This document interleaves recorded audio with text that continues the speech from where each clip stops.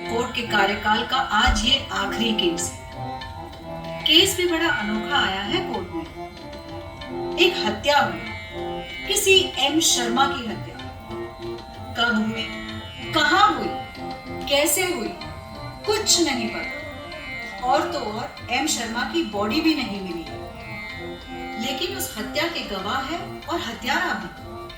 पर कई बार जो दिखता है वो होता नहीं। ऐसा जज फर्नांडिस ने अपने अब तक के कार्यकाल में अक्सर देखा था। आखिर ये कोर्ट ऐसे ही काला और बाल ऐसे ही सफेद नहीं किए थे। निर्धारित समय पर कोर्ट की कार्रवाई शुरू हुई और केस के अनूठेपन के कारण मीडिया और प्रेस की भी अब इस पर नजर है। कोर्ट में भी काफी लोग उत्सुकतावश आए हैं।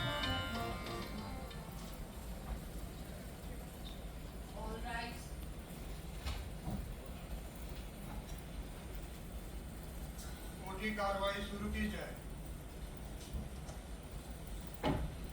जज साहब, मेरे काबिल दोस्त और यहाँ उपस्थित सब जज, आज हम यहाँ एकत्रित हुए हैं एक कातिल को सजा दिलाने के लिए। एक ऐसा कातिल जिसकी शक्ल तो एक आम सभ्य इंसान से मिलती है, लेकिन आचरण किसी शैतान से कम नहीं। जो एक भाई है, पिता है, दादा है और एक बड़ी कंपनी का मालिक है। हर तरह के ऐशो आराम में जीने वाला एक सफल इंसान, लेकिन साथ ही साथ एक निर्मम हत्यारा भी, एम शर्मा का, जिसने एक बार भी ये नहीं सोचा कि एम शर्मा के परिवार पर क्या बीतेगी और बिना किसी शिकन उसकी हत्या कर दी। इनको तो लगा होगा कि मैं बहुत अमीर हूँ, पैसे वाला हूँ और बहुत इन्फ्लुएंशियल थी, तो कोई मेरा बाल भी बांका नहीं कर सकता। और हत्या होते हुए किसी ने देखा नहीं, ना कोई बॉडी मिली है, ना सबूत, तो कोई कैसे मुझे सजा देगा। लेकिन आज हम इनको बतला दें कि भगवान के घर देर है, अंधेर नहीं। जी जज साहब, आज हमारे पास कुछ ऐसे गवाह हैं इस हत्या के, जिन्होंने ये केस फाइल किया है और जो मेरे द्वारा इस कोर्ट को बताएंगे। ये मनोहर शर्मा, ये भोले भाले दिखने वाले इंसान ही है एम शर्मा के हत्यारे। जैसा अमानवीय कार्य इन्होंने किया है, वैसी ही सजा इनको दी जाए, ये हम सबकी उम्मीद है। जज साहब, कहने को तो आज हम यहाँ एकत्रित हुए हैं किसी केस की सुनवाई के लिए, लेकिन मेरे हिसाब से तो यहाँ कोई केस ही नहीं बन रहा है तो सिर्फ मजाक, कोर्ट का, कानून का और यहाँ बैठे मौजूद हम सब का। कुछ लोग हैं जो अपने आप को एक कत्ल का गवाह मानते हैं और मेरे मुवक्किल श्री मनोहर शर्मा जी को उनका हत्यारा। लेकिन मजेदार बात तो ये है, हत्या कब हुई, कहाँ हुई, कैसे हुई, क्यों हुई, ये कोई नहीं जानता। और तो और जिस कत्ल की ये बात कर रहे हैं ना, उसकी तो बॉडी भी नहीं मिली अब तक। तो फिर कहाँ की हत्या और कहाँ का केस? ये सब सिर्फ एक मनगढ़ंत कहानी जैसा लगता है, जिससे कोई अच्छी फिल्म या वेब सीरीज तो जरूर बन सकती है। जज साहब, मैं कोर्ट से गुजारिश करूंगी इस केस को यहीं खारिज कर दिया जाए। उल्टा ये मेरे काबिल दोस्त और उनके गवाहों को कोर्ट का समय पर बात करने के लिए कड़ी से कड़ी सजा दी जाए। ऑब्जेक्शन योर ऑनर, ऐसे कैसे कोई केस खारिज हो सकता है जब इसके गवाह और हत्यारा सब मौजूद हैं? इनकी दलीलें तो सुने। Objection sustain. पहले अपने गवाह को पेश कीजिए प्लीज। जी योर ऑनर, मैं अपनी पहली गवाह मानसी शर्मा को बुलाना चाहूंगी। मानसी शर्मा। मानसी जी, अपने बारे में कोर्ट को बताइए। जी, मेरा नाम मानसी शर्मा है। कहने को तो मैं एक कॉर्पोरेट एम्प्लॉय हूँ, लेकिन असल जिंदगी में किसी बंधुआ मजदूर से कम हूँ। इनको जानती हैं? क्या जानती है आप एम शर्मा के बारे में? किसने की उनकी हत्या? जी, बॉस है ये मेरे, और इन्होंने ही तो मारा है। ऑब्जेक्शन योर ऑनर, मेरे मुवक्किल पर बेबुनियाद आरोप लगाए जा रहे हैं। Objection sustain. अपने गवाह को समझाइए और सबूत पेश कीजिए प्लीज। बिल्कुल योर ऑनर। मानसी जी, जरा खुल के बताइए। जी, मेरा नाम मानसी शर्मा है। मैं हैदराबाद के पास एक छोटे से शहर से हूँ। पढ़ाई में मैं शुरू से ही काफी अच्छी थी, तो मैंने बीटेक किया और फिर एमबीए कर दी और हैदराबाद में ही नौकरी भी करने लगी। भी काफी अच्छी, तो मुझे वहां भी काफी अच्छी ग्रोथ मिलती गई। और फिर मेरी शादी हुई और मैं यहाँ इस शहर में शिफ्ट हो गई। मेरा प्रीवियस एक्सपीरियंस हैदराबाद की कंपनी का काफी अच्छा था, तो मुझे इनकी कंपनी में भी काफी अच्छी पोस्ट पर जॉब मिली। अब यहाँ काम करते करते लगभग 5 साल हो गए हैं और कुछ ही महीने पहले मेरा प्रमोशन भी हुआ है। अब मैं एक इम्पोर्टेंट डिपार्टमेंट की डेप्यूटी हेड हूँ। प्रमोशन के साथ लगा था कि नई जिम्मेदारी होगी, बड़े डिसीजंस लेने पड़ेंगे, कुछ नया सीखने मिलेगा। लेकिन ये मेरे बॉस ये कुछ करने दे तब ना, काम का इतना प्रेशर डालते कि दिमाग काम करना बंद कर देता है। इतना घंटे काम करो, ऐसे करो, वैसे करो, ये क्यों नहीं किया, ये प्लान करो, वो रीप्लान करो। अरे सब खुद ही को करना था तो मुझे क्यों प्रमोट किया? खुद ही सब करते रहते। थोड़ा तो मुझ पे ट्रस्ट करते, थोड़ा तो मुझे अपने आप को साबित करने का मौका देते, लेकिन नहीं। अरे मेरे लॉगिन और लॉग ऑफ तक का ट्रैक रखता है ये इंसान, जैसे मैं कोई फ्रेशर हूं और गोवा में छुट्टी मनाती हुई लॉगिन करके बैठी।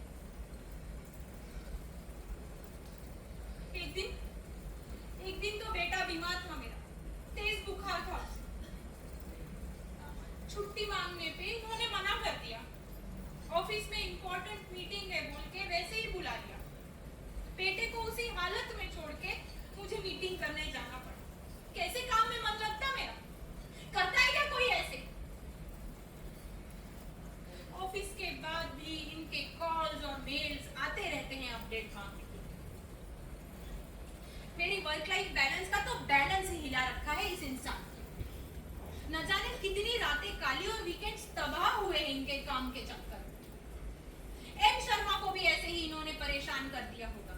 अपडेट मांग मांग के और ना मिलने पे मार दिया इन्होंने उनको। जज साहब, मैं यहाँ इनको याद दिला दूं कि हम कोर्ट पे है मैडम, किसी कॉर्पोरेट दुखड़ा रोज सभा में नहीं। भला इनके ऑफिस और वर्क लाइफ बैलेंस से इस केस का क्या लेना देना? मानसी जी, आप अपनी बात संक्षेप में शॉर्ट में कीजिए प्लीज। हाँ,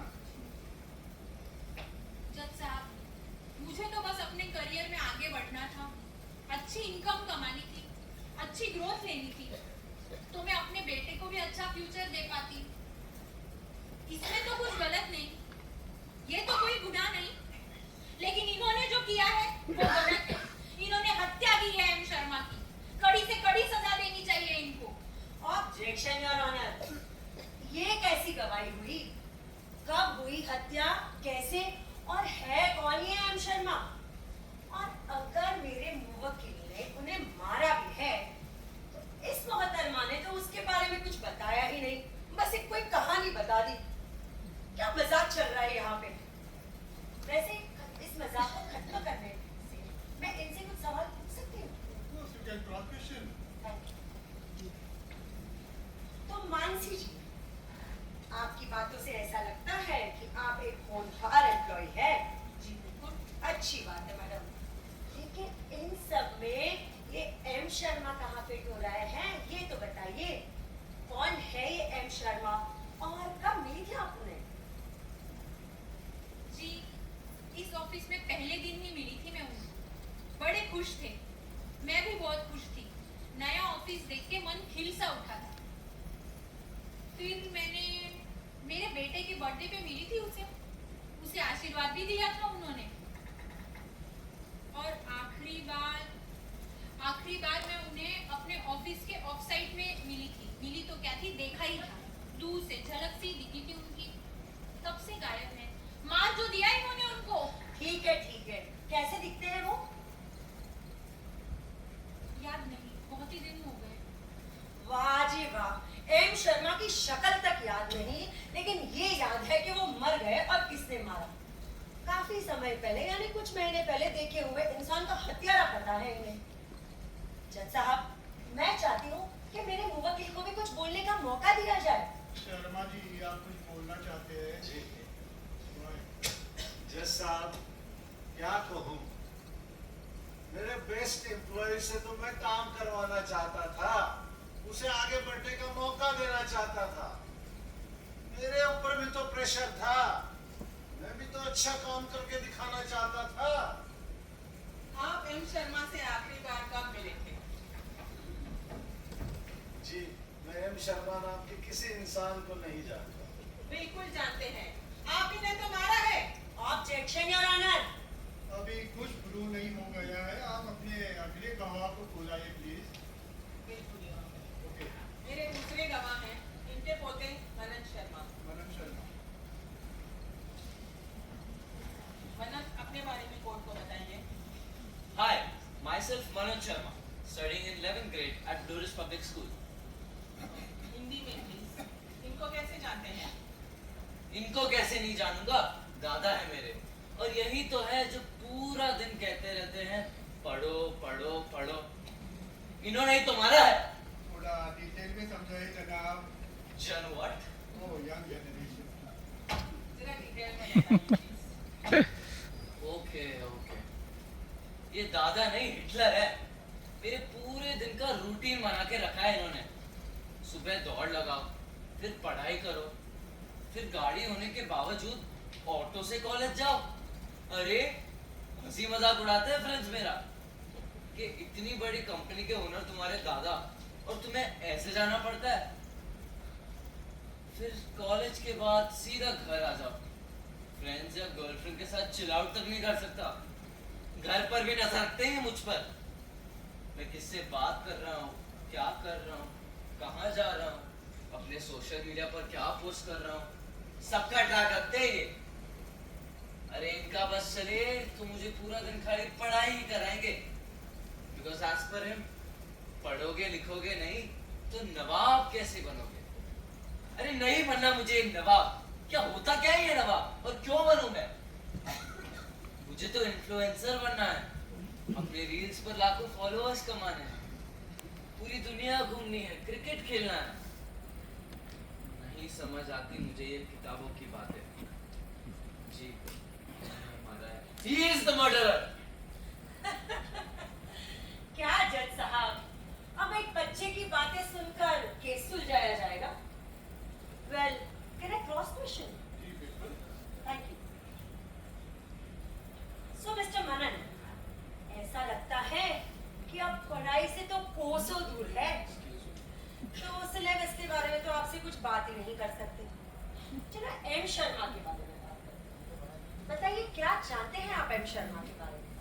एंड लास्ट आपने कब देखा था उन्हें? I haven't seen him, just heard about him. Sorry, did I just here you correct? आपने उन्हें देखा ही नहीं और यहाँ इनका हत्यारा ढूंढने निकल पड़े हैं। पॉइंट टू बी नोटेड जज साहब, नो फर्दर क्वेश्चन।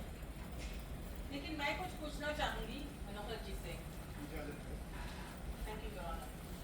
मनोहर जी, लगता है बहुत स्ट्रिक्ट दादा हैं आप। इनडिसिप्लिन जरा भी पसंद नहीं आपको। तो क्या कहना चाहेंगे अपने पोते की बातों पर? जी, मैं तो एक गार्डियन का फर्ज निभा रहा था। कहीं पैसे की आगोश में ये बिगड़ जाता तो जब तक तकलीफ नहीं सहन करेगा, सीखेगा कैसे? आजकल की ये नई जनरेशन और इनके अजीबोगरीब शगल उसके समझ में आते हैं। अच्छा, तो क्या एम शर्मा के शगल भी नहीं समझ आए थे आपको, जो उन्हें मार दिया? जी, मैंने पहले ही आपको कहा है, मैं किसी एम शर्मा और वक्त नहीं जानता। हाँ, ठीक है। मेरे तीसरे गवाह को तो जानते होंगे जज साहब। मेरे तीसरे गवाह हैं इनके छोटे पुत्र Manthan Sharma. Manthan Sharma. Okay. Stop it please, stop it, take it of.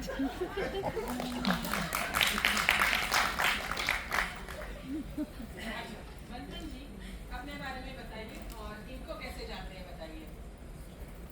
जी, मैं मंथन शर्मा, एक स्टार्टअप का को फाउंडर और इनका छोटा बेटा। इनका बेटा होने के नाते मैं जानता हूं कि ये मेरे पिताजी हत्यारे हैं। नस नस से वाकिफ हूं इनके। जज साहब, मैंने अपना स्टार्टअप अभी स्टार्ट ही किया था कि इनको मुझे सेटल देखना था। शादी के पीछे पड़ गए। अरे थोड़े दिन तो काम कर लेता, अपने वेंचर को सेट होने देता, फिर उठाता कोई जिम्मेदारी। लेकिन नहीं, इनको तो जैसे कोई ट्रेन पकड़नी थी। और यही नहीं जज साहब, मैं जिस लड़की को पसंद करता था वो चाहती थी कि शादी से पहले पढ़ाई खत्म कर ले, लेकिन इतनी सी बात इन्हें मंजूर नहीं थी। अरे मुझ पर इतना इमोशनल प्रेशर बनाया कि मैंने इनकी इच्छा के आगे अपने घुटने टेक दिए और इनकी पसंद की लड़की से शादी करने को तैयार हो गया। उन्होंने जो लड़की पसंद की थी मेरे लिए, माना वो सुंदर थी, सुशील थी, अरे इनके ही दोस्त के बड़े घर की बेटी थी, पर क्या जज साहब इतना काफी होता है एक रिश्ते की कामयाबी के लिए? मेरे और मेरी बीवी के ख्याल नहीं मिलते। वो छोटी छोटी बात पर मुझसे बहस करती है। दिन भर शॉपिंग करना, घूमने जाना, दोस्तों के साथ में पार्टीज करना। अगर मैंने रोका तो वो रोने लगेगी। बोलती है मैं बोरिंग हूं, बुढ़ा हो गया हूं मैं। जज साहब, एक बार तो उसने मुझे बोला कि मुझ पर डोमेस्टिक वायलेंस का झूठा केस कर देगी अगर मैंने उसकी बात नहीं मानी तो। बस उस दिन से मैंने उसे टोकना ही बंद कर दिया। मैं रोज सुबह जल्दी ऑफिस निकल जाता हूँ और देर तक काम करता हूँ। घर पे रहने का मन नहीं करता मेरा। तो फिर मेरी माँ को तकलीफ हो जाती है कि मैं उससे समय नहीं दे रहा। समझ नहीं आता मैं क्या करूं, जाऊं तो जाऊं कहां? दम सा घुटता है घर पे मेरा। सब कुछ छोड़ के कहीं चले जाने का मन करता है। इन्होंने मेरी जिंदगी बर्बाद कर दी है।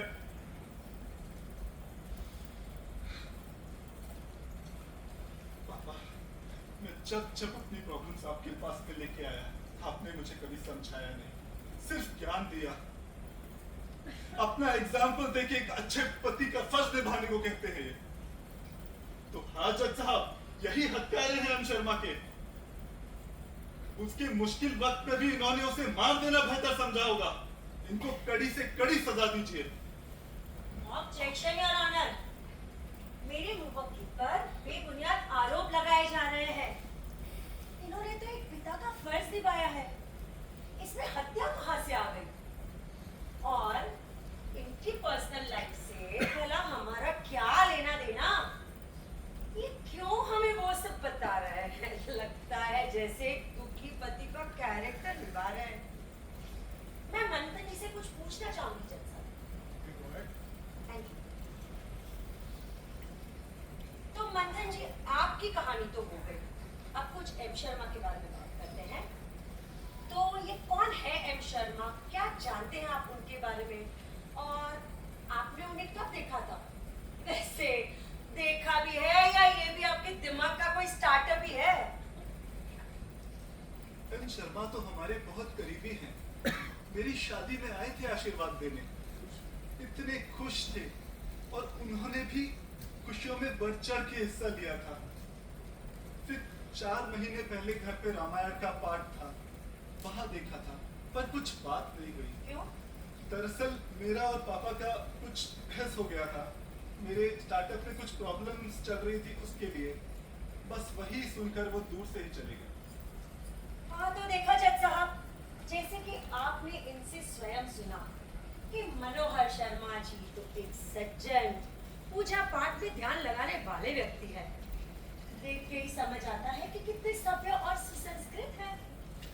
ये तो भला है चींटी को भी हानि ना पहुंचाए, तो जीते जाते इंसान को क्या ही मार देंगे।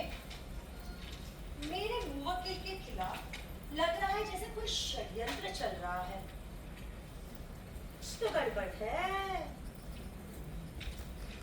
वैसे वकील साहिबा, आपका सीआईडी हो गया हो तो कुछ आगे बढ़े। हाँ हाँ जरूर। जज साहब, मैं कुछ पूछना चाहूंगी। आप आरोपी से कोऑपरेशन कर सकते हो। Thank you honour.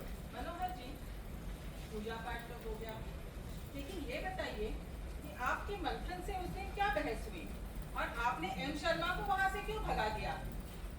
जी, पहली बात तो यह है कि मैं बार बार आपसे कह रहा हूं कि मैं किसी एम शर्मा वर्मा को नहीं जानता।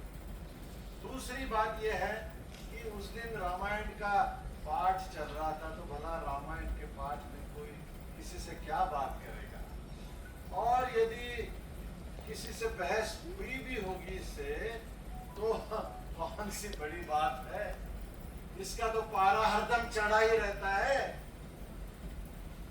जी, शादी ब्याह के मामले में थोड़ा समझदारी दिखानी चाहिए।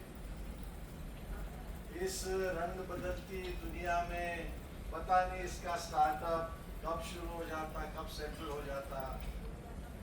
इसे थोड़ी रिश्तेदारी में थोड़ा समय तो लग ही जाता है, और इसने थोड़ी समझदारी दिखाई होती तो, लेकिन ये इतना भी नहीं कर सका, तो मैं क्या कहूँ। अब ज्यादा कुछ मत करिए, बस इतना बताइए कि आपने एम शर्मा को कब, कैसे, क्यों मारा? Objection! क्यों सब छुपा रहे हैं? बताइए, Objection! जवाब दीजिए। कहाँ छुपा के रखी है बॉडी? Objection! हटा सब बताइए। ऑब्जेक्शन योर ऑनर, इनकी गाड़ी तो बस एक ही जगह पे अटकी है। एम शर्मा को मार डाला, इन्होंने ये किया, इन्होंने वो किया। अरे मैडम, अगर किसी की हत्या हुई है तो बॉडी कहाँ है, सबूत कहाँ है? कुछ ढंग का पेश तो कीजिए पहले। आप दोनों शांत रहिए, ये कोर्ट चालू है, कोई ड्रामा नहीं। गवाह को जी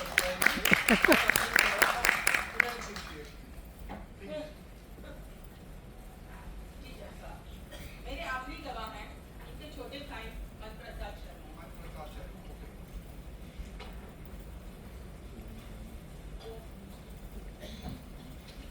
मनप्रसाद जी, अपने बारे में कोर्ट को बताइए।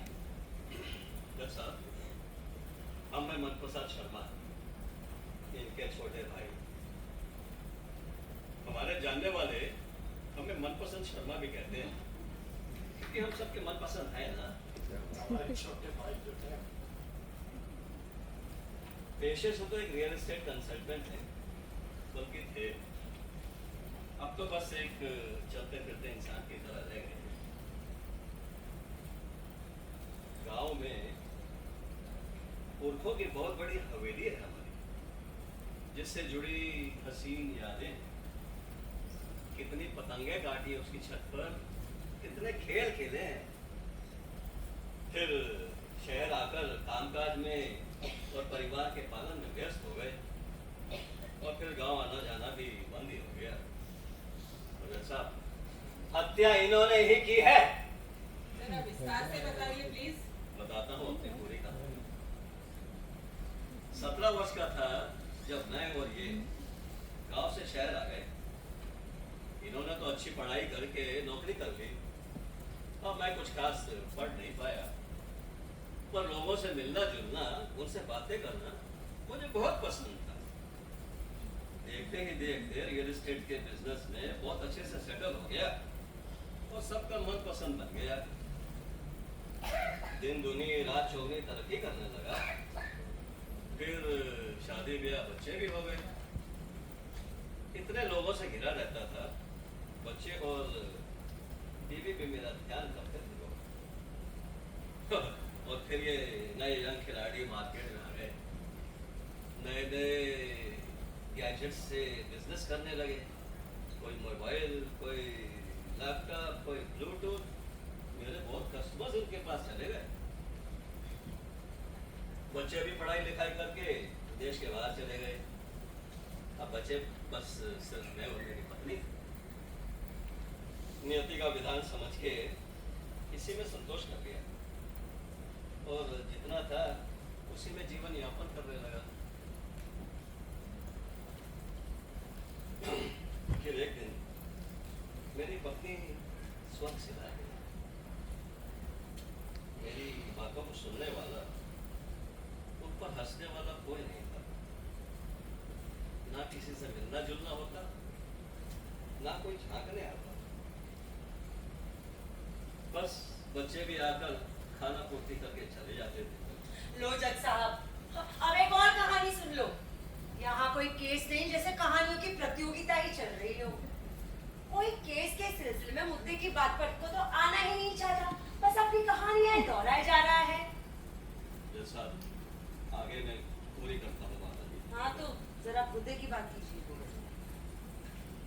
दिन मैं इनके घर पर आ गया। इनसे तो कोई सपोर्ट ही नहीं मिली मुझे। इन्होंने एक बड़े भाई होने का फर्ज भी नहीं निभाया।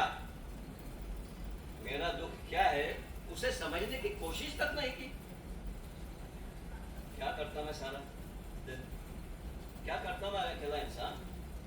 सारा दिन बस यही इंतजार करता हूँ कि ये दो पल आए आके बैठे, कुछ अपने बताएं, कुछ मेरी सुने, पर इनके पास तो कोई टाइम ही नहीं है। जज साहब, अब तो बस अपने दिन ही गिन रहा हूँ, बट इन्होंने ही हमारे प्यारे एम शर्मा की हत्या की है। तो इन्होंने उसे भी अकेले छोड़ दिया होगा, मजबूर मरने के लिए अकेले। यूं चिल्लाने चिल्लाने से कोई बात साबित नहीं होती मनपसंद शर्मा जी। एम शर्मा के बारे में शायद आपने कुछ बताया ही नहीं, उसके बारे में बात करें। कौन है ये एम शर्मा? मिले भी हैं आप उनसे? क्या उम्र होगी, क्या करते हैं? नहीं थे। ओहो, थे। एम शर्मा तो हमारे बहुत करीबी थे। अच्छा। मेरी ही हम उम्र होंगे। जब बीवी जिंदा थी, करीब 2 साल पहले आए थे घर पे मिलने और चाय पीने। इनको तो वो फूटी आंख भी नहीं भाते थे। जब भी वो घर पे आते, इनका तो मुंह चढ़ जाता था। मतलब कुछ साल पहले मिले थे आप एम शर्मा से, राइट? वैसे कल क्या खाया था याद है आपको? ऐसा लग रहा है यहाँ कोई फिल्म चल रही हो, वो भी सस्पेंस स्टोरी वाली। लेकिन नहीं जज साहब, मामला बिल्कुल साफ है। एम शर्मा को किसी ने देखा नहीं, देखा भी है तो काफी समय पहले या कुछ पल भर के लिए, और तो और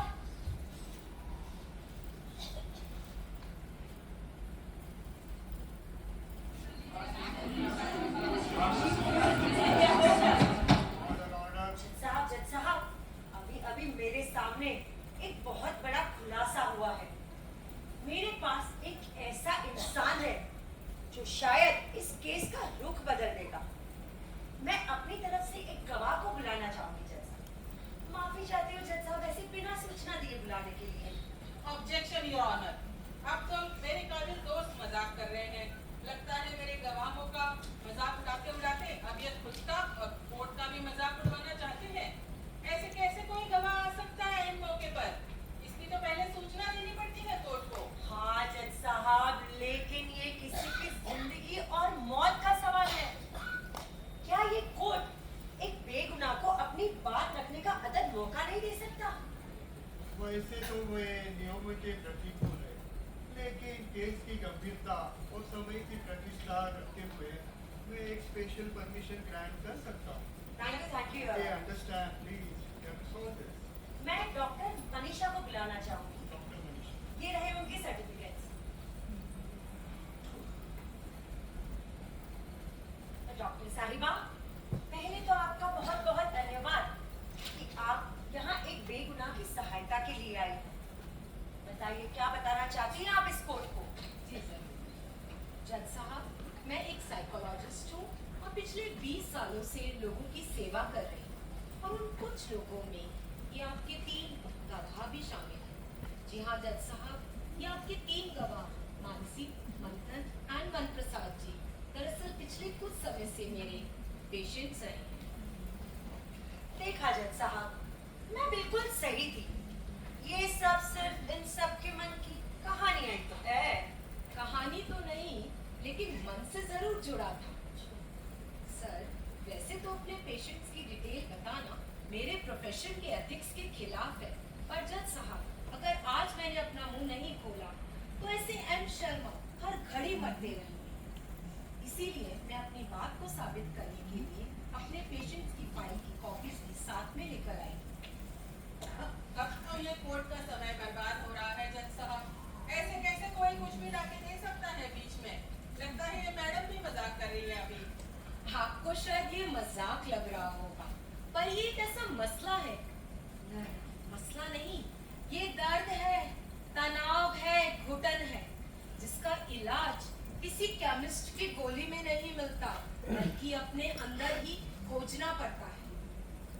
जज साहब, मैं आज आपको और यहाँ मौजूद सभी लोगों को एक बात समझाना चाहती हूँ, एक बात बताना चाहती हूँ कि ये एम शर्मा और कोई नहीं, इन सब की मानसिक शांति है, हमारी मानसिक शांति है, हमारा मेंटल पीस है। जी हाँ जज साहब, इन सब की खोई हुई मानसिक शांति ही है, हमारी मनः शांति है। This is our much wanted mental peace. Order, continue please. आपके हिसाब से बोले तो इन गवाहों यानी मेरे पेशेंट्स की मानसिक शांति यानी एम शर्मा को मनोहर शर्मा जी ने मारा। अगर मनोहर शर्मा जी ने मारा है तो फिर पूरे समाज ने मारा है। हर उस बॉस ने मारा है जो अपने एम्प्लॉयज को जूतों की नोक पे रखते हैं। हर वो माँ बाप या गार्जियन जो अपने बच्चों से असंभव अपेक्षाएं रखते हैं। हर वो पति पत्नी इस पावन रिश्ते को मजाक बना देते हैं। हर वो इंसान जो एक अकेले इंसान की व्यथा को नहीं समझता। और हर वो व्यक्ति जो सामने वाले को किसी ना किसी रूप में मानसिक तनाव या मेंटल स्ट्रेस दे रहा है, वो सभी हत्यारे हैं हमारे प्यारे एम शर्मा। एम शर्मा कहे या इस मानसिक शांति को अपने मन का कोई भी नाम दे दे, हत्यारे तो इस समाज के अंदर ही कदम कदम पर है। हाँ जज साहब, मैंने ही वो कत्ल किया है, मैंने ही एम शर्मा को मारा है। जज साहब, मैं तो अपने काबिल टीम से अच्छे एम्प्लॉय से काम करवाऊंगा, उनसे एक्स्ट्रा एफर्ट्स की मैं उम्मीद करूंगा। और इसके लिए मैंने उनको इंक्रीमेंट दिया, उनको अच्छे से अच्छा हॉलिडे पैकेज भी दिया। मैंने तो कोई किसी से शिकायत नहीं की, मुझे कोई क्रेडिट नहीं मिला। मैं ठहरा जो बॉस, ये मेरा पोता, इसकी भविष्य की मुझे हरदम चिंता पड़ी रहती थी, कहीं ये बिगड़ न जाए, इसलिए मैं हरदम इसको थोड़ा जीवन यापन का निर्देश देता था। तो मैंने क्या गलत किया? और ये मेरा छोटा भाई हरदम निठल्ला बैठा रहता है, कुछ काम नहीं करता और अपेक्षा करता है कि मैं उसके पास जाके बैठूं, मेरा काम धाम सब छोड़ दूं। ऐसे कैसे हो सकता है? ये कोई दूध पीता बच्चा है जो मुझे इसको समझाना पड़ता है। इसकी तो हरदम चिंता लगी रहती है मुझे। मेरा बेटा अभी तो इसकी शादी ब्याह के मामले में थोड़ा समय तो लगता है। और इस दुनिया में मैंने तो मेरे अच्छे से अच्छे दोस्त की बेटी को अपने घर की बहू बना के लेके आया था, तो क्या मैं उसको डांटता फिरता? क्या मैं उसके ऊपर गुस्सा करता? मैं ऐसा कभी नहीं करूंगा। जज साहब, मुझे तो इसके भविष्य की हरदम चिंता लगी रहती है। इन सब लोगों ने अपनी व्यथा व्यक्त कर दी और बोल भी दी और मुझे इस कटघरे में लाके खड़ा कर दिया और अपना फैसला भी सुना दिया। मैं अपनी परेशानी किससे बताऊं, किसको कहूं और क्या कहूं? मैं तो बीमार आदमी हूं। I am a fit person. I am still delivering results. I am still working. I don't want to show weakness to others.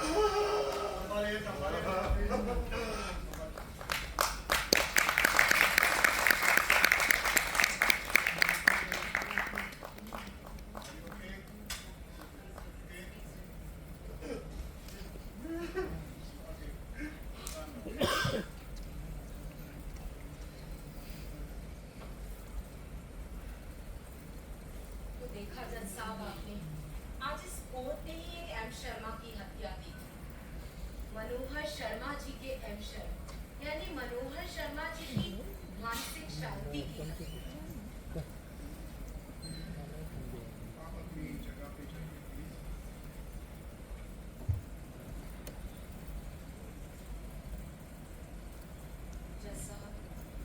आज मेरे ये सभी पेशेंट्स जो इस भरी अदालत में पूरे विश्वास के साथ खड़े हैं और अपनी बात को बता और समझा पा रहे हैं, वो इसलिए जज साहब क्योंकि वे अपनी परेशानी की जड़ को टटोलते हुए समय रहते मेरे पास पहुंच पाए, अपने दर्द को बता पाए और एक सही और मजबूत हल की तरफ बढ़ पाए। और जो नहीं बता पाए वो मनोहर शर्मा जी की तरह अंदर ही अंदर घुटते रहे। उनका हाल तो आपने देख ही लिया।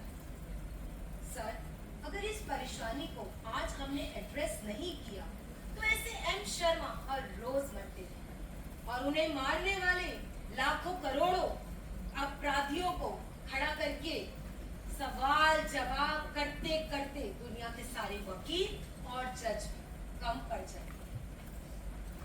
अगर अपने एम शर्मा को हम सब ने नहीं तलाशा, किसी से बात करके या किसी से मदद मांगे, तो ये अंदर की कुतर एक दिन हम सबकी जान लेगी। बस इतना ही कह रहे थे साहब, बाकी फैसला आपके हाथ में है।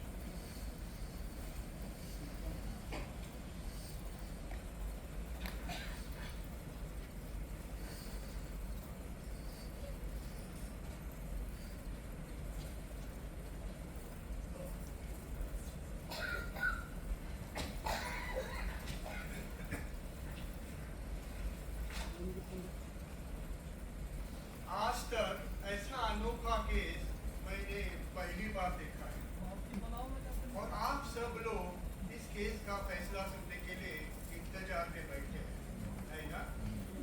Yes. इत्तेफाक से आज मेरे करियर का ये आखिरी केस है। After 40 years of service, 40 years। सारे गवाहों को सुनने के बाद और सब सबूतों को सामने रखते हुए ये अदालत आज एक नतीजे पे पहुंची। आज ये समझ में आया है कि जाने अनजाने में हम सब किसी मानसिक तनाव, मेंटल स्ट्रेस से गुजरते हैं। किसी का कम, किसी का ज्यादा। लेकिन कितने लोग इसके बारे में खुलकर बात करते हैं? जिन्होंने की उनको आराम मिल गया और जिन्होंने नहीं की वो अंदर से अंदर घुटते रहते हैं, मरते रहते हैं। आप ऐसी गलती कभी भी मत करिए। इस अहम मुद्दे के साथ मैं ये केस डिसमिस खारिज करता हूँ, इस उम्मीद के साथ कि इससे आपको सबको कुछ तो भी सीख मिलती है और अब कोई एम शर्मा फिर से नहीं मरेगा। Court is अडजर्न।